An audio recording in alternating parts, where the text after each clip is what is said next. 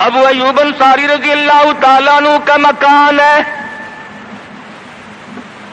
اللہ اللہ، ہجرت فرما کر مدینہ طیبہ میں تشریف لائے. ہر کوئی چاہتا ہے میرے دروازے پہ قیام ہو، مجھے یہ سعادت ملے، امام الانبیاء میرے مہمان بنے.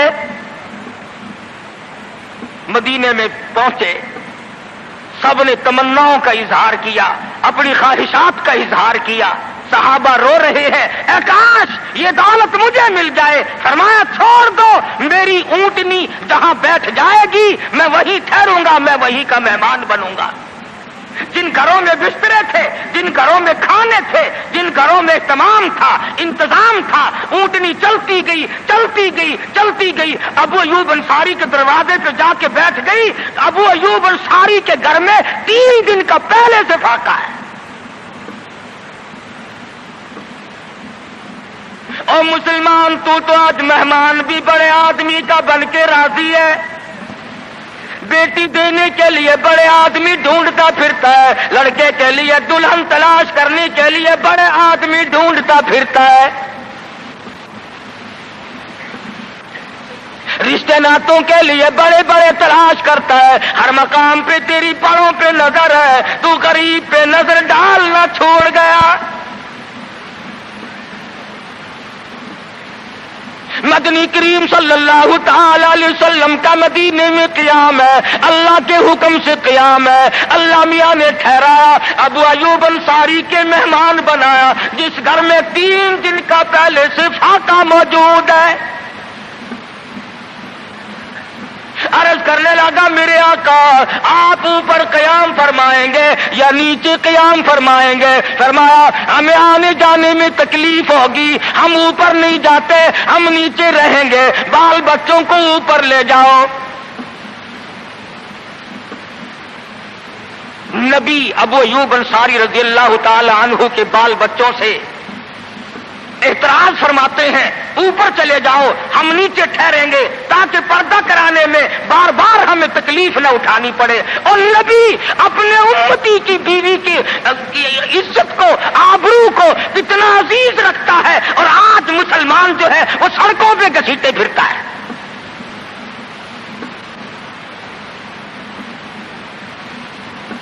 کافی دنوں کی بات ہے، ایک آدمی مجھے ملا، میں نے اخبار، میں روز تو پڑھتا نہیں، اخبار کیا کریں گے، اور میں تمہیں کہتا ہوں یہ تمہارا اخبار پڑھ کر سکھ مسلمان بنے گا، یہ تمہارا اخبار پڑھ کر چوڑا چمار ہندوستان کا بنیا اور ہندو وہ اسلام لائے گا.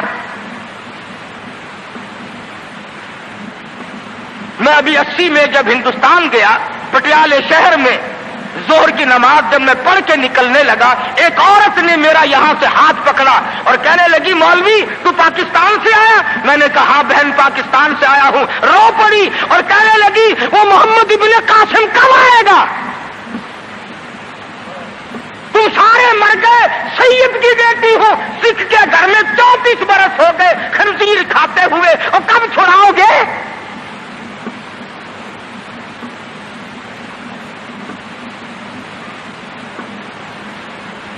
کرنال شہر میں اڈے پہ کھڑے ہوئے ایک عورت نے پوچھ لیا تم پاکستان سے آئے ہو؟ میں نے کہا، رو پڑی، کہنے لگی وہ تمہارا اسلام قرآن کہاں گیا؟ ارے آج تم اپنے آپ کو نہیں سنبھال سکتے، مسلمانوں کی بیٹیوں کی تو تم کب خبر لوگے؟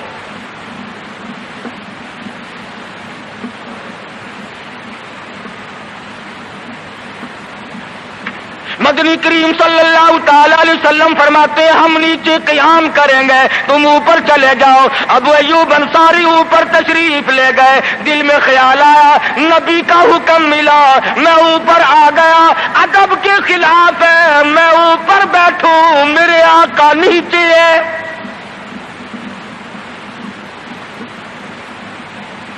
تو نے تو نبی کا ادب کرنا بھی نہیں سیکھا، تو نبی کے ادب کی طرف بھی نہیں جاتا۔ ابو ایوب انصاری سے جا کے پوچھ لے، کوٹھے پہ بیٹھنے کے لیے تیار نہیں، کھڑا ہوا سوچ رہا ہے ششو پنج میں ہے، نیچے جاتا ہوں نبی کے حکم کے خلاف ہو جائے گا، اوپر بیٹھتا ہوں بے ادبی ہو جائے گی۔ علماء نے لکھا ہے ابو ایوب انصاری نے مدینے میں ساری رات منڈیرے پہ لٹک کے گزار دی۔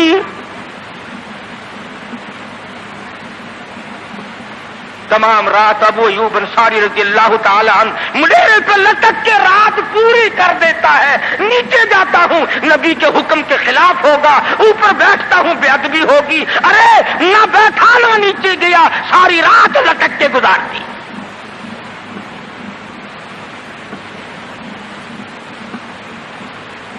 آج ہم سوچنے پر مجبور ہیں کہ آخر ہم بے ادبوں کے ساتھ ہوگا کیا، بنے گا کیا؟ حضرت محمد الرسول اللہ صلی اللہ تعالی علیہ وسلم کی تشریف آوری تھی۔ آپ نے تشریف لا کر دنیا بنی نوع انسان کو امن کا پیغام دیا، راست بازی کا سبق پڑھایا، حق و صداقت کا درس دیا، اور انہیں یہ بتلایا کہ میں اللہ تبارک و تعالیٰ کی طرف سے نبی بن کر آیا ہوں تمہاری رہنمائی کے لیے۔ جن لوگوں کے مقدر اچھے تھے، جن کے نصیب اچھے تھے، انہوں نے موافقت کی، دامن پکڑا، غلامی کی، جانثاری کی، اور دامن پکڑا تو ایسا پکڑا کہ جان کے ٹکڑے تو ہو گئے مگر حضور اکرم صلی اللہ علیہ وسلم کا دامن نہ چھوڑا۔ مصائب ٹوٹے، طوفان کے پہاڑ بن کر ان کے سامنے آئے، تلخ سے تلخ وادیوں سے ان حضرات کو گزرنا پڑا، مگر کوئی تاریخ میں ثابت نہیں کر سکتا کہ محمد کریم صلی اللہ علیہ وسلم کے کسی دیوانے نے دین کو چھوڑا۔ امیر تھا یا غریب تھا، مرد تھا یا عورت تھی، کوئی بھی تھا، اور کیوں نہ ہو، جب ان کے سامنے محمد مصطفیٰ صلی اللہ علیہ وسلم دکھ اٹھایا کرتے تھے، صحابہ کرام کی جان نکل جاتی تھی۔ مکہ مکرمہ ہے، اللہ پاک ہر مسلمان کو زیارت نصیب فرمائے، آمین کہہ دو۔ مسلمانوں کی تعداد بڑی کم ہے، بہت تھوڑی سی تعداد ہے، کفر زوروں پہ ہے، جہالت نے انگڑائیاں لے رکھی ہیں، اور وہ دار الندوہ میں بیٹھ کر مشورے کرتے ہیں کہ اس نبوت کے مشن کو ختم کیا جائے۔ قرآن کریم نے ان لوگوں کے مشوروں کو بھی نقل کر دیا، فرمایا وَإِذْ يَمْكُرُ بِكَ الَّذِينَ كَفَرُوا لِيُثْبِتُوكَ۔ محمد صلی اللہ علیہ وسلم کو قید کر دو، ان کی تحریک ختم ہو جائے گی، ان کا مشن ختم ہو جائے گا۔ او یخرجوک، یا انہیں جلا وطن کر دو، دیش نکالا دے دو۔ او یقتلوک، سرے سے قتل کر ڈالو، نبوت کو دنیا میں سے بے نام و نشان بنا دو۔ اللہ پاک فرماتے ہیں تم نے بھی تدبیر بنائی، تم نے بھی تجویز کی، وَيَمْكُرُونَ وَيَمْكُرُ اللَّهُ،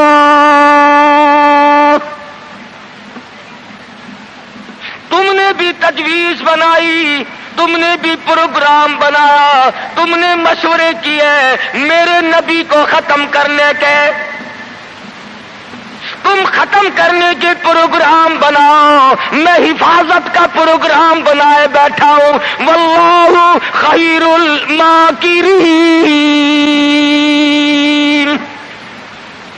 پھر کس کی تجویز کارگر ہے، کون آگے نکلتا ہے؟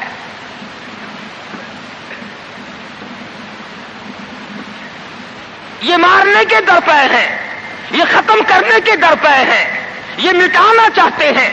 اور اللہ کریم کے سامنے ادھر مدنی کریم صلی اللہ علیہ وسلم ساری رات سجدے فرماتے ہیں۔ سیدہ عائشہ صدیقہ رضی اللہ تعالیٰ عنہا فرماتی ہے، میں سوئی ہوئی تھی، اچانک میری آنکھ کھلی، آپ کا سر سجدے میں ہے، اتنے رو کر دعائیں کرتے ہیں، اس قدر آہذاری کی، اس قدر عاجزی فرمائی، آپ کا سانس گھٹنے لگا۔ عائشہ صدیقہ فرماتی ہے، میں کلیجے کو پکڑ کر بیٹھ گئی، کہیں آج میں بیوہ تو نہیں ہو جاؤں گی۔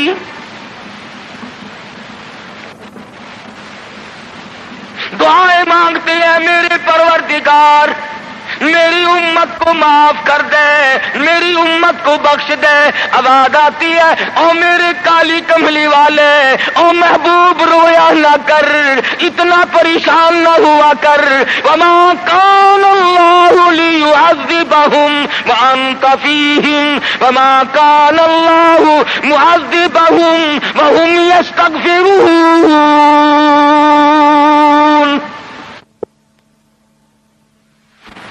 میرے محبوب جب تک آپ ان لوگوں میں موجود ہیں، میں وعدہ کرتا ہوں ان کو کوئی عذاب نہ دوں گا، ان کو ذلیل نہ کروں گا، ان کو برباد نہ کروں گا۔ اور میرے پروردگار موت تو برحق ہے، موت تو سب کی آئے گی، میں تو یہ وعدہ چاہتا ہوں میرے بعد کی آنے والی، میں جب پردہ کر جاؤں، جب میں رخصت ہو جاؤں، میرے بعد میں جو امت بچے اس کو بھی عذاب نہ دے۔ آواز آئی، محبوب تیرے آنسو مجھ سے دیکھے نہیں جاتے۔ وما کان اللہ معذبہم وہم یستغفرون۔ جو استغفار کرنے والے لوگ ہوں گے، جو مجھے منانے والے لوگ ہوں گے، جو معافی طلب کرنے والے لوگ ہوں گے، میرے محبوب میرا تو سے وعدہ ہے، مجھے اپنی کبریائی کی قسم، میں انہیں بھی برباد نہیں کروں گا۔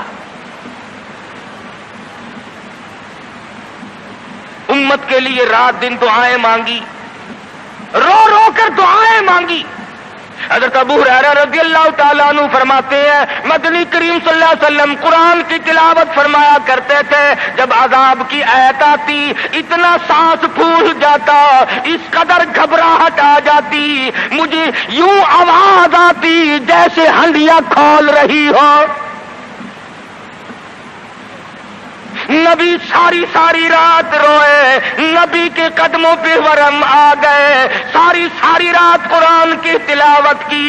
امت کی رات فلم میں گزرتی ہے، امت کی رات ٹیلی ویژن پہ گزرتی ہے، امت کی رات بدماشی میں کٹ رہی ہے، امت کی رات بدکاری میں کٹ رہی ہے، سفید داڑھی ہو گئی، قبر کی تیاری ہے، آج تک یہ نہ سوچا ثم لم یتوبوا فلہم عذاب جہنم ولہم عذاب الحریق۔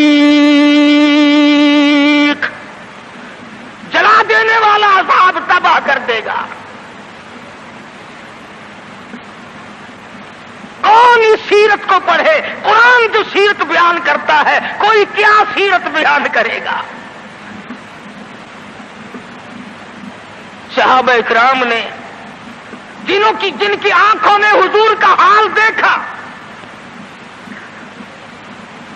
تم نے کبھی اپنے نبی کا لباس نہ پوچھا، بٹن کی جگہ میرے آقا کے کرتے مبارک میں کانٹے چبھے ہوئے ہیں۔ آرام فرماتے ہیں، گلے میں کرتا نہیں ہے۔ صحابی نے سوچا مجھ سے زیادہ کسی کو بھوک نہ ہوگی، پیغمبر کے سامنے جا کر کرتا اٹھا دیا، یا رسول اللہ ذرا دیکھو میرا کیا حال ہے، سیدھا نہیں ہو سکتا ہوں، پیٹ پہ پتھر باندھ رکھا ہے۔ رحمت والے ہاتھوں سے کرتا اٹھایا اور صحابہ کی آنکھوں نے دیکھا ایک کے بجائے 2 پتھر بندھے ہوئے۔